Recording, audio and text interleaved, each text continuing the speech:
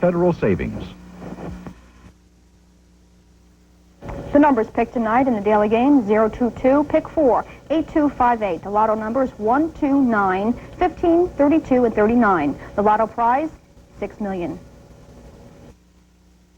Proud to serve Western Indiana and Eastern Illinois, this is WTHI TV 10, the news station.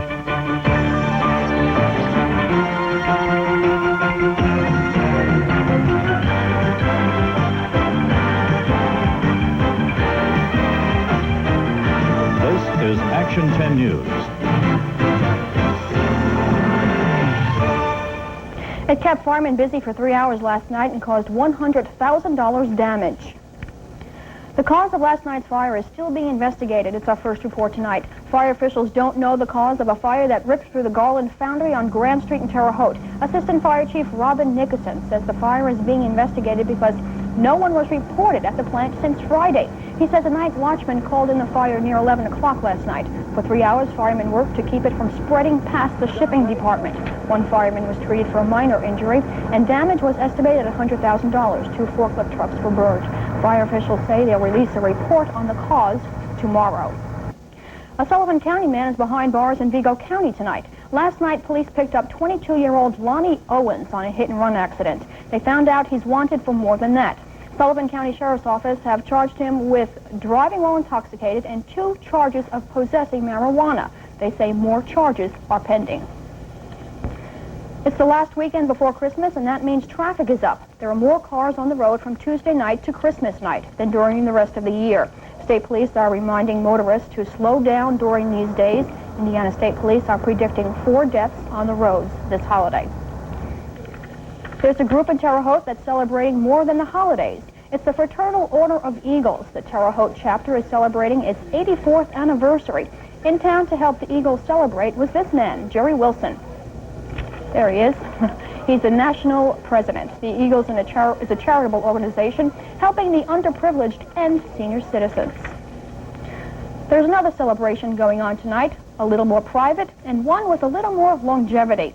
The family, all 5 generations, and friends of Willis Kiger helps him celebrate his 103rd birthday. And what did Kiger want? A little something for everyone. According to my age and everything, I feel wonderfully good. Wonderfully good. Thanks the Lord for everything. Thank all you people for everything you've done for me. God bless you all. May. Kiger lives at the Westridge Health Care Center here in Terre Haute. And many of you braved the cold tonight to get some shopping done. Coming up on Act10n News, Jeff Lyons will tell us whether we should carry our umbrellas on that next shopping trip. Stay with us.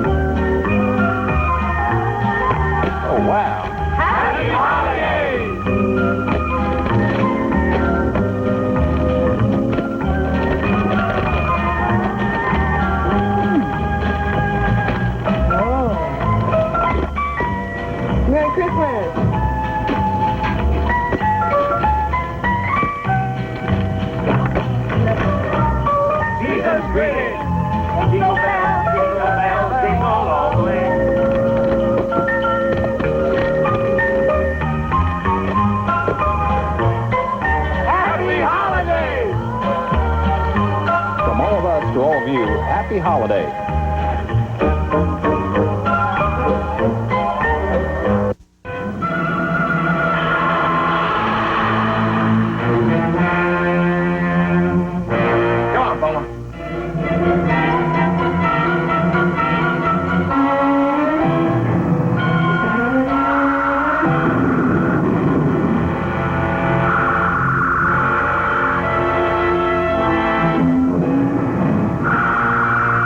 Star Trek, Sunday night at 11:30, 10:30 in Illinois on Action 10. There's going to be a lot of hustle and bustle as we prepare for the holidays. How will the weather hold up? You won't need your umbrella tomorrow. You might need it by Wednesday. You won't need a snow shovel, okay? I'm going to repeat that again. I'm going to go out on a limb because there is a chance of snow in the forecast, and I will bring you up to date on that right now. But we've got to start by looking at our statistics that we've gotten here in the Action 10 weather station. Our high temperature today wasn't too bad. It was about, say 40 or 39 degrees rather. I thought we might hit 40, but it was cloudy most of the afternoon, therefore we didn't. The low this morning down to 27 degrees. Our records for the date, the high 65 in 1967 and the record low 14 degrees below zero back in 1963. Temperature right now 37 degrees and the winds are calm at the moment. Humidity is at 85%, the barometer 3050, and it's still on the rise, believe it or not. No precipitation to talk about. The Wabash River falling at 3.5 feet and 32 heating degree days for this afternoon. Our national map now for tomorrow. Forecasted high temperatures are starting to go down. You remember yesterday we were forecasting highs into the 50s throughout most of the Midwest portion of the country. They're down into the 40s now, and the reason for that, we are under high pressure, but this is going to start creating a southwesterly breeze, which normally would make it a little warmer for us, but unfortunately this will start bringing some clouds up. As those clouds come up here, the temperatures will start to go down because we can't get any of that good old solar radiation that makes the day so nice and warm. Stationary front now in the Gulf of Mexico is creating some weather problems for the southeastern part of the country. About a half an inch of rain fell in New Orleans today and many places right along the Gulf Coast. Seems like they've been having quite a bit of rain for the past couple of days. That's because this double-barrel high pressure you see here hasn't really moved anywhere, so consequently the clouds are staying where they are. We are not in a precipitation zone yet, but we might be, say, about Wednesday afternoon when these clouds start coming around from the southwest, bringing with them more Gulf moisture, and as that coincides with the cooler air from Canada, we may start to see some sprinkles, maybe some rain showers on Christmas Day, and a chance for some snow flurries that night and the next day if the temperature goes down below freezing. Satellite imagery now shows you we were clear most of the afternoon, then the clouds kind of rolled in, or not clear rather, we were overcast most of the afternoon. The heavier clouds, of course, down here in Texas, we're bringing precipitation to that part of the country. They have dissipated and will continue just to reformulate throughout the night and move on up into the southeastern portion of the country. Really not too much of a concern for us. The latest radar summary right now shows you most of the precipitation, the bulk of it, as a matter of fact, is in central Texas right now, and all locations that were reporting precipitation were in Texas. The local radar now out of Indianapolis is clear for the most part. Just a little noise here in our radar lines, and that was creating that little blue spot there near Dayton, but really nothing to worry about there. The clouds are rolling in. You won't probably be seeing sunny sky for about another week, probably, maybe by Friday or so. The sun, of course, could peak out sometime before then, but temperature right now are in the mid-30s throughout most of the two-state area. 27 degrees in Peoria, 30 degrees up in Chicago, 35 in Paducah, and 36 degrees over in Louisville. And the temperatures should hover right around the freezing mark tonight, and for tomorrow we're looking for highs in the 40s. The forecast will bear out right now. You take a look at our forecast. Tonight we're going to look for partly cloudy for the most part. It'll be kind of cold, too, with a low of around 26 degrees. For tomorrow, then, just partly cloudy, cool again with a high of 42. And for tomorrow night, clearing and cold with a low of 27 degrees. And the extended forecast, there you go, Jerry. You have to get out the umbrella on Wednesday when we might have a chance for rain. And by Thursday, that rain might have changed into snow flurries. Highs in the, right around 40 degrees until Thursday. Lows in the mid-20s. So, Jeff, there is a possibility that there'll be a white Christmas. On the hood of your car, maybe, you know, or something like that. You might have a dusting of snow, but really, we aren't forecasting any measurable snow really through the period. Okay. It's just too warm. All right. Thank you, Jeff. Okay. Jeff, while the weather was cold here, it was a lot warmer in L.A. That's where the Colts were today, and Brad Schultz will be back with a very hot highlights.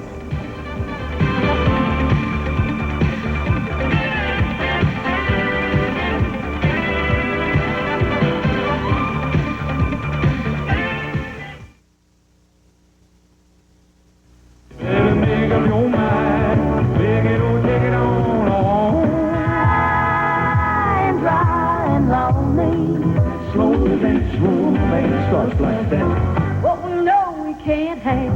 I tell it like it used to be. Some hearts get all the bread.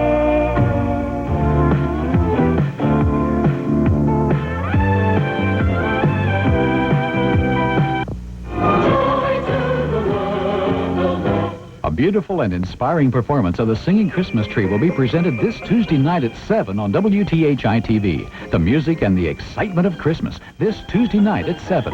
The Singing Christmas Tree, another part of the dynamic life at the First Assembly of God, 2929 North 7th in Terre Haute.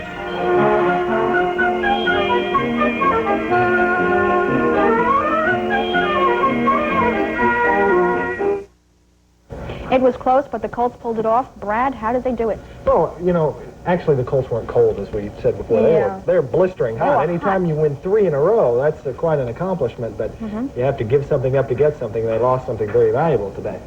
The Indianapolis Colts found themselves in a dilemma this afternoon. Beating the Raiders would give the Colts 3 straight wins, but a loss would give them a shot at the #1 draft pick and Vinny Testaverde. Evidently, Indianapolis preferred the former to the latter, as they beat the Raiders 30-24 out in Los Angeles. Albert Bentley had a great day rushing for the Colts. Bentley rushed for 162 yards, including this 70-yard touchdown, as Indianapolis came from 14 points behind. Los Angeles had one last chance to win it in the final seconds, but this Rusty Hilger pass to Mark Pattison ruled out of bounds on the game's final play. The Colts hang on. Indianapolis wins it 3 games in a row and finishes at 3-13. The Colts will have the second draft choice in next year's draft instead of the first. Chicago Bears game with Dallas today really had no bearing on their playoff situation. Win or lose, the Bears would finish with the second-best record in the league. Now, even with nothing to play for, the Bears looked very good today in beating the Cowboys 24-10 in Irving, Texas. Doug Flutie may have solved the Bears' quarterback problem for the time being. He threw 2 touchdown passes this afternoon, including this 32-yarder to Willie Gault, as Chicago built a 21-0 halftime lead. Not much to talk about in the second half, but Chicago did win it easily, and they finished the year at 14-2. The Bears will host a second-round playoff game in 2 weeks. We'll run down the playoff picture for you in just a minute. But first, let's look at all the scores from this afternoon. Atlanta beat Detroit 20-6. Houston over Buffalo by 9. Kansas City makes the playoffs by beating Pittsburgh. Minnesota down the Saints. The Jets lost their 5th straight, but still make the playoffs. Cleveland bombed the Chargers 47-17. Tampa Bay loses, but the Buccaneers do get the #1 overall pick. It'll probably be Testaverde. Washington rallied to beat the Eagles. The score there was 21-14. Well, now that the regular season has almost ended, let's take a look at that NFL playoff picture. Things are all set in the NFC. The Rams will travel to Washington next week in the wild card game. Then in 2 weeks, San Francisco will play at Chicago, and the wild card winner will take on the Giants in New York. Now in the AFC, 4 spots secured with 1 remaining. If the Patriots beat Miami tomorrow night, they make the playoffs. A Miami win means that Cincinnati will go instead. The Indiana Pacers have a busy Christmas week coming up with 3 games. It all started tonight on the road in Cleveland, where the Pacers lost to the Cavaliers 104-94. Now, number 45, Chuck Person, continues to look good for Indiana. Tonight, the rookie had 23 points as the Pacers stayed close in the 4th quarter. But Cleveland broke it open late behind its own rookies. Number 4, Ron Harper, with the acrobatic move here, had 21 points. Brad Daugherty added 16, as the Cavs win it 104-94. 3 other games on the NBA schedule tonight was the Lakers over Houston 103-96. Magic Johnson had 38 in that game. Portland beat Washington 128-101. And in a game still going on, Golden State leading Seattle 92-75 in the 4th. Now in the college top 20, 2 scores to report to you. Number 16, Georgia Tech, a 63-54 win over SMU. That's out in a tournament in Tokyo, Japan. And Washington upset number 17, UCLA, 90-80. One score we didn't have time to get on the board. Lincoln Trail beat Danville Community College 78-77 in the final of the Lincoln Trail Holiday Tournament. Okay, thank you, Brad. Thank you. Christmas spirit is not something you can easily measure, but in this case, I feel safe in saying that a Clay City family has more than its share.